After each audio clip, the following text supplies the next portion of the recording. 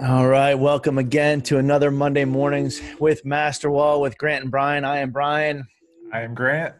and we are here to hopefully give you a great morning pep talk, education, entertainment, and engagement in a conversation today with Chris Little. As always, feel free to email us at grantsmithwick@masterwall.com or Brian Conroy at masterwall.com for us to get as much great entertainment and education on this show as possible. Again, like I said, this morning we have guest speaker Chris Little with Clark Dietrich.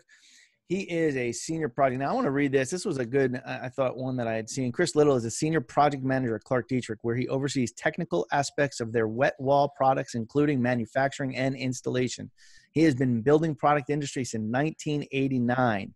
And can I say I was not even graduated high school then?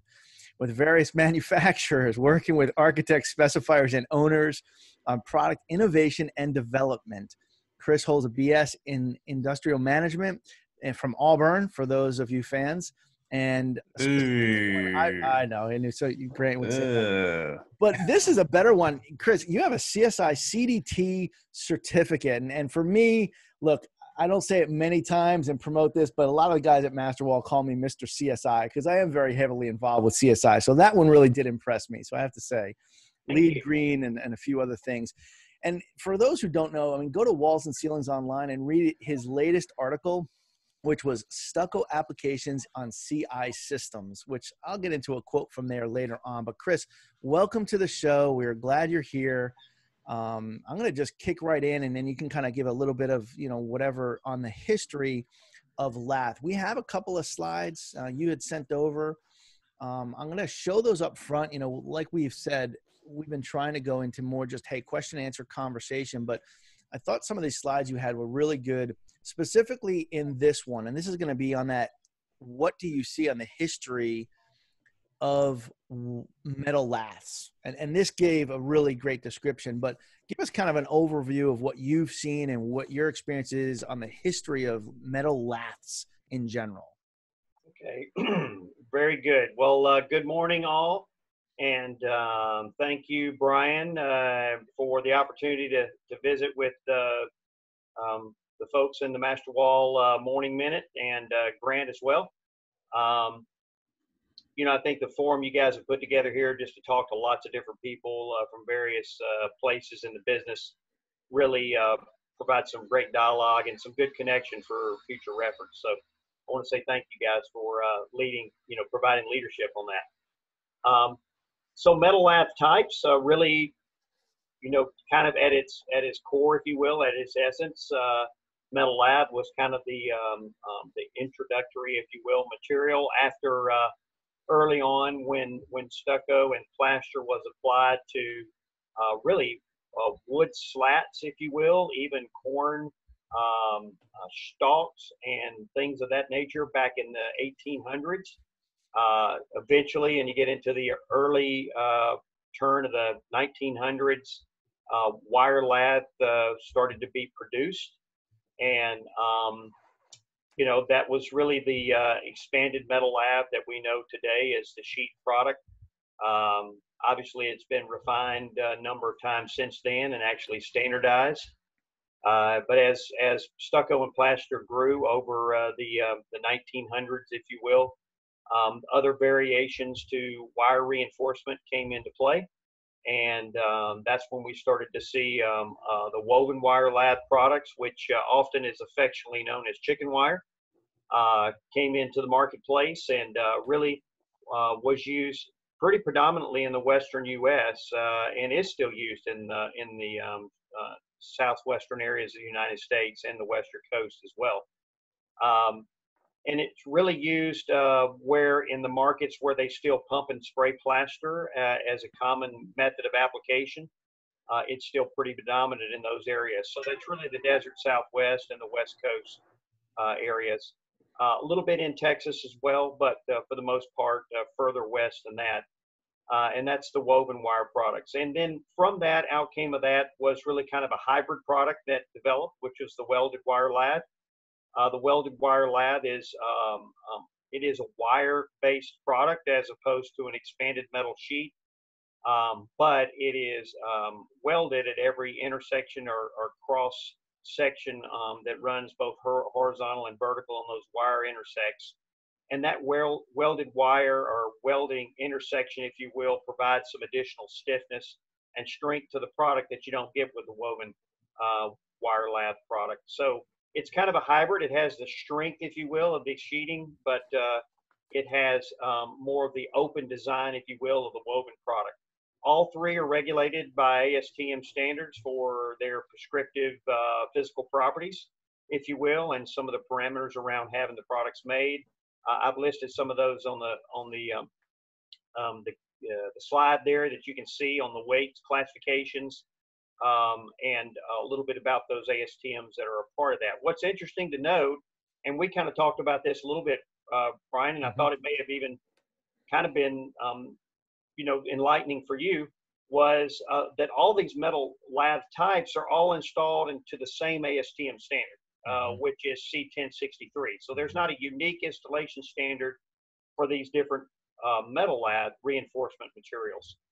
They're all used and installed to the C1063 standard, which has continued to be in a revision mode over the last 5 to 7 years. Really revised that standard. It went through a long period of time, probably 20 years of very, very little updating and standards editing, if you will. There's been a real significant interest in the marketplace to improve that standard, to refine it, to make it more relevant to today's marketplace and products, materials being used, and application. And that really is a byproduct of the ASTM forum, where different stakeholders come together, speak into that process, and that's where 1063's continued to refine. So we're up to the 2019 version of that, if you will. So there is a very current version of that out there. Anytime you see the last 2 digits on any ASTM standard from the standard number itself, so like ASTM C1063-17 or -18 or -19, that means it's the 2019 version of that standard. So that standard has been updated as recent as 2019, in the fall, if you will, of 2019, and there will probably most likely be a 2020 version of that at some point this year. It's probably worth noting too, Brian, that there's a relatively new standard only out about 2 or 3 years, called ASTM C1861. And that's a lathing accessory standard, because there's been lots of new accessories that have been introduced to the marketplace, and lots of different methods of installation.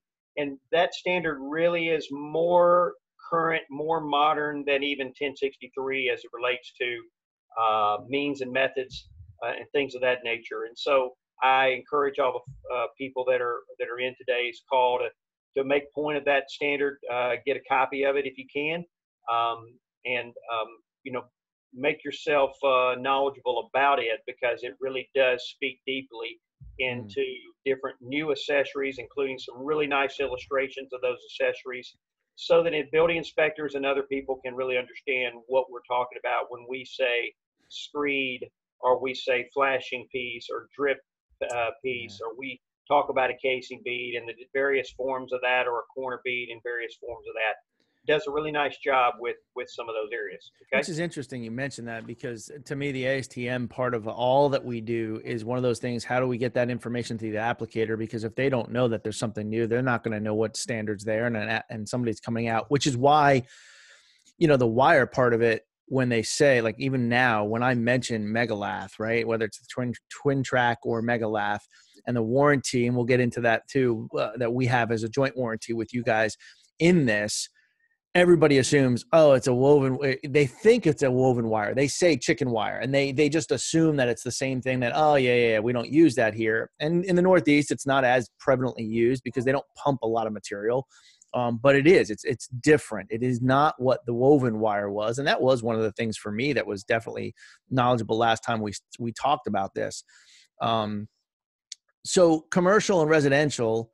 I want to kind of just touch a little bit there, because I think that's one of the reasons why I don't see it necessarily up in the Northeast predominantly, just because residentially the history has been, diamond mesh. I mean, that's just sheathing pieces. You had mentioned even that somebody would take your rolls, roll it out, and cut it into sheets to put it on, which defeats the purpose, right? But residential, commercially, do you see a difference, or should there be a difference in why you should or should not use the Mega Lath? Yeah, Brian, it's funny, as we started to work with installers in the field and really get down to the grassroots of the use of the product, really truly using it, really the embracing really centers around understanding and building some confidence behind being able to put it up.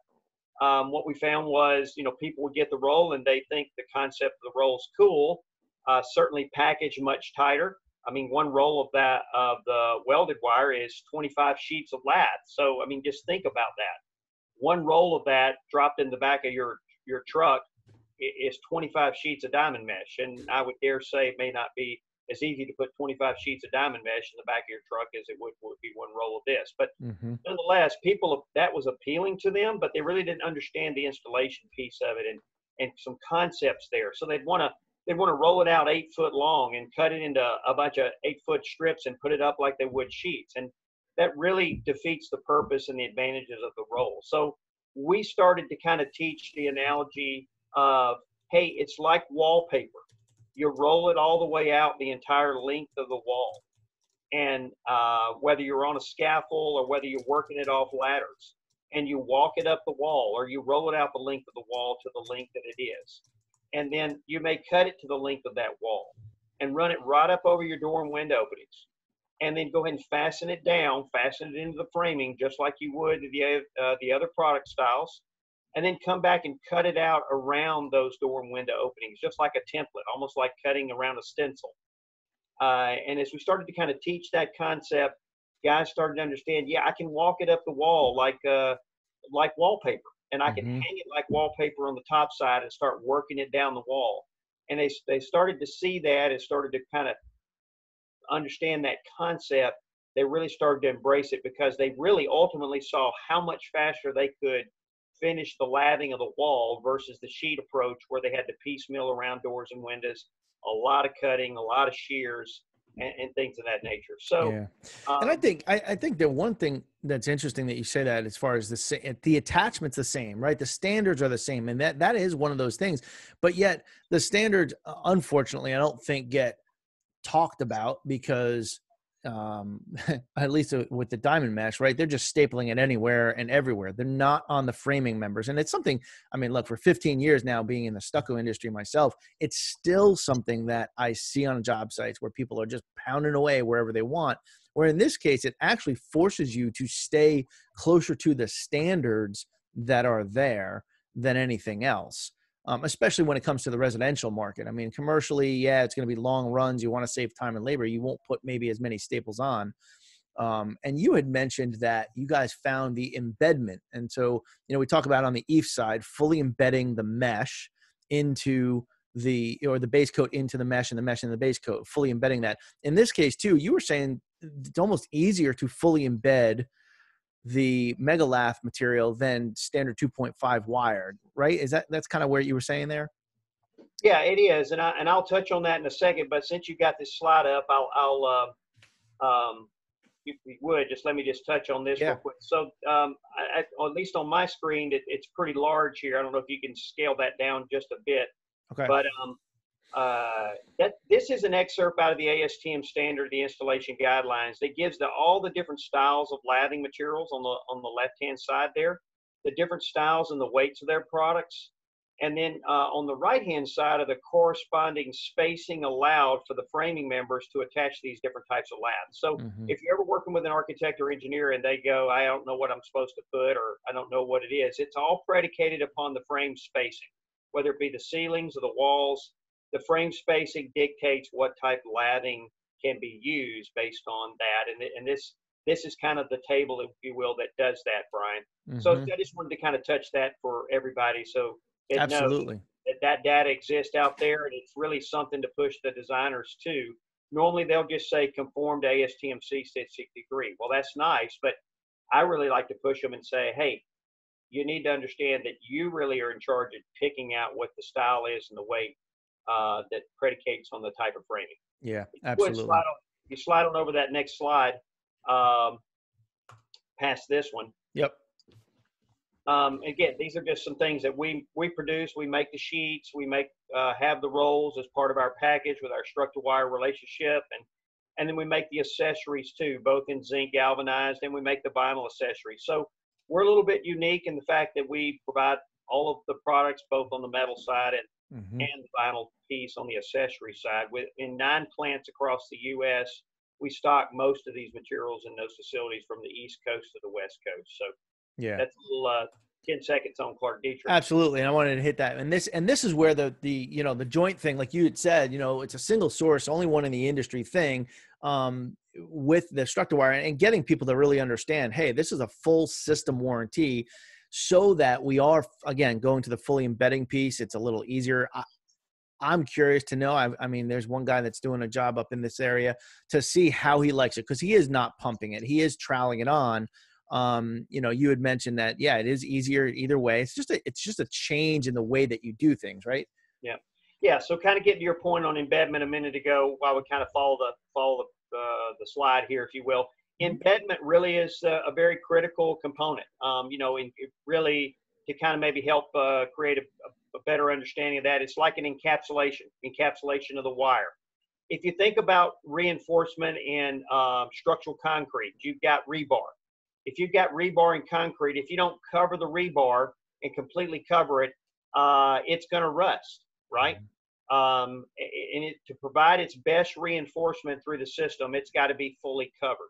And it's the same way on a wall with the stucco. Even though it's much thinner system, it's more of a cladding, if you will. It needs to be covered. The wires need to be encased, if you will, and covered through. And the beauty of the open web design is that you're able to apply that scratch coat, push it with the trowel back in behind the wires, follow along with a nice flat plane with the furring wires that go down the roll, if you will. Provides a very uniform planed area there to scratch it out, get it really embedded, so that when the brown and finish go on top, you've got a fully contained, fully encapsulated wire. And it's been my experience, again, and I'm an old expanded metal lab person, kind of coming on board with the welded wire in the last 5-6 years. I really see a difference in the ability to fully embed that wire, and you really don't have to change your mix design to do that with your mud. A lot of times with the diamond mesh, you've got to wetten that mud up more. You got to get a little bit more water in there for it to get viscous enough or soupy enough to push through the diamonds. Yeah. And you can cover it, you can embed it, but it requires you to put some effort into it. With welded wire and even the woven wire products too, it's easier to encapsulate and embed those. The difference is you can hawk and trowel the welded wire, whereas with the woven wire product, or what folks call chicken wire, it's a little tougher to fully embed that off of hawk and trowel. So it kind of, again, is it's kind of both hybrid of both products and the advantages of the trowel method into the structure wire. Interesting. So this is I'm gonna share one other slide here, and just real quick, so everybody sees this. This is something we shared a couple weeks ago with Quikrete as well, which is our warranty system of such. And in this case, I mean, here you'll end up seeing, hopefully everybody will see, you're in there, again, to add on that piece as the options for these. And so this is that piece that we've talked about before, where it is a joint warranty of a full system, right? So if they're doing master wall system, the Semplaster system, they get to pick, right? They can use their standard 2.5, but they can pick and place you guys in there. And now it becomes that full system warranty that we've done with you. I want to hit on, and I know we got 10 minutes left. I'm going to take this off. I'm going to change the screen and just to talk a minute, because one of the things that you had said, so I know I'm putting you on your spot because I didn't talk to you about this before, but you said it in your article there in Walls and Ceilings. This is what you said. You said, in closing, the evolution of the CI stucco systems will likely not become codified, as many performance-based designs are likely to emerge, each with different approaches to how the cladding is installed. With that in mind, it is important for project teams to work closely with the designer of record and secure approval by all contracted parties and ultimately the authority having jurisdiction at the local code and department. Obviously part of CSI, that thrills me the way you said that, right? That's one of those things where I think it's so important. But because there's so many things in the beginning, you said it's not going to become codified. What do you mean by that? I think I know what you mean by that, but speak a little to that because of the importance of all of us that are on this call or might listen to this call as product reps, whether manufacturer level or down to distributor level, why that matters. Yeah. Well, it matters at a number of different levels, Brian. It matters at a legal level, obviously, from a construction legality level, if you will, in the building industry at large. But I think more importantly and more to the spirit, if you will, of the statement, it matters, as a community of builders, if you will, people that are involved both in the manufacturing of the products as well as the installation of the products, and then the installation ultimately of the total building. It's important that we all get to the table, understand that, and agree on the best path forward to do certain things. So to give an example, with these CI systems, continuous installation, yes, that's an emerging concept in the building industry. And yes, designers want to use it. And they still like hard coat plaster. They do like stucco. So there's a desire to include that. But the method to get there through an ASTM codified process is probably going to I think it's going to take a long time to develop that because there's different approaches to how people want to do that. Master Wall has their approach to see that done. Other producers have their approaches, and even the insulation manufacturers have their approaches. So that's why I said it's going to be unique, and it ultimately has to be reviewed on the front end, approved, if you will, by the authority having jurisdiction and all the stakeholders, and then put up in that fashion. Yeah, and that's one of the questions Brad has out there where it comes to, explaining and discussing how the use of EPS or XPS to meet the energy code can be accomplished with Structawire.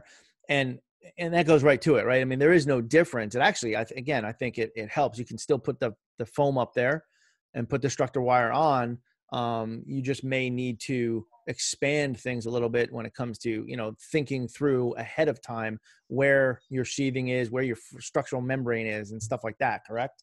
Right. Well, I mean, there is some codified information out there. And if that article actually referenced a number of places where there was some codified data. So in chapter 26 of IBC, they talk about the length and size of fasteners that allow you to cantilever out that system. Yeah. They talk about the insulation thicknesses that are max. I think probably one of the missing elements that makes it a challenge is being able to meet those fire rating standards on the wall, that NFPA 285, handling that fire promulgation test, recognizing that test as a systems approach test, that everything has to be tested in an assembly, if you will. And I think over time, that'll start to unwind a little bit and have a little bit more flexibility, where components that are equivalent and equal will be able to be changed in and out of there. I know we're not there today, but I think we will be down the road. Sure. Hey, Chris, do you have an opinion on the use of EPS versus XPS with these assemblies? I know there's performance issues with EPS. So do you have an opinion there that you would share with the group? Not necessarily a preference opinion, Grant, but more of a, just some feature benefit, if you will, just some advantages. I mean, the XPS products are a little denser. They're a little harder on the, the compressive strengths, if you will, the impact resistance, perhaps. They seem to have a little better R value per inch than the EPS products. So that would be kind of a contrast, if you will, in styles of materials. Obviously, the EPS is very attractive in first cost, and the first cost of a product, if that's the primary driver for decision, then it is the most economical in the marketplace. So I would say that probably from a stucco application on top standpoint, the XPS has some advantages over EPS, but it doesn't really negate that one couldn't be used over the other. You just got to accommodate accordingly. Interesting.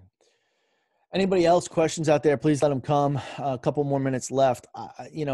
Again, I appreciate this. I mean, I think putting this big package together of everything that we've talked about, from Quikrete, master wall, structural wire, and putting all of that into one package makes a huge advantage, right, when it comes to all these systems. And that's why kind of making sure we round this out when it comes to a system standpoint. Do you think going forward, where do you see, do you see the woven or the diamond mesh or the welded wire, any one really taking off more, or they all still have their place? I think they all have their place, Brian. I think there's a need for different products and different applications. Just to give you a quick example, I mean, with expanded metal sheets, there's going to be those conditions where I've got to go out and do 10 square feet, right? Mm-hmm. Well, 10 square feet may just be ideal for a couple of sheets of lath and to go out and do the work. Those types of spaces, if you will. I do think when it comes to big walls, big, large spaces, areas on walls, the welded wire has some significant advantages in performance on the wall. Because if you've got less wire there, you've got less stress in the wall, and less stress means less cracking. Mm-hmm. So just from a pure building science standpoint, the welded has some real advantages, if you will.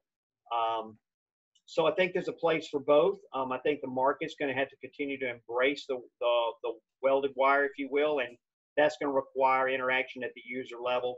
But it is starting to come around. And, things like the Master Wall single source warranty, again, it's unprecedented in the market. Mm. For Master Wall to have confidence in the product to say, hey, we'll not only warranty our system, but we'll warranty the wire within the system. Mm-hmm. I mean, that's really unprecedented in the fact that historically that's excluded from warranties by most manufacturers. We exclude the wire, we exclude the lath. Well, guess what? At the end of the day, you really can't do that because they're unified. They're one and the same. They're in caps embedded together. Yeah. And the fact that Master Wall says, yeah, we believe that it's a good approach and we'll include it into our system. At that point, for the building owner or the person who's providing maintenance for the facility can have confidence. I don't have to worry about one person not excluding one piece of the puzzle or not another piece of the puzzle. It's all covered in the same system. Yeah. We take care internally of interacting with Master Wall as it relates to how to manage through any claims or any issues that may come along. Yeah, that's great. Well, thanks. Grant, anything else from you? No, there had just been a question down there about the water absorption of EPS versus XPS. I don't know, we don't get into that. I posted a couple of links there, and it's funny to see two articles, one from an EPS manufacturer, one from an XPS manufacturer, and they have a totally different opinion on the water absorption, because clearly the numbers are the same, I think, in both in both articles, but they disagree with each other. So I think that was Todd that asked that. And yeah, thanks, Todd. We can even get into some of that later too on after here when we stop the recording. But Chris, I just really want to thank you. Thank you for your time. Thank you for your ingenuity. Thank you for passing your CDT and being part of CSI. I'll mention that because I really enjoy CSI and the adventures that the whole group has. I think it is a collaborative effort. And I think that's one of the things that came out in that quote too, is that we all need to be able to sit down because it is a collaborative effort. That's what we're doing even here on this show, is trying to collaborate with everyone in the industry. And so thank you very much again, and be back everybody next week for another Monday Mornings with Masterwall. Hey, Brian. Yep. Can I mention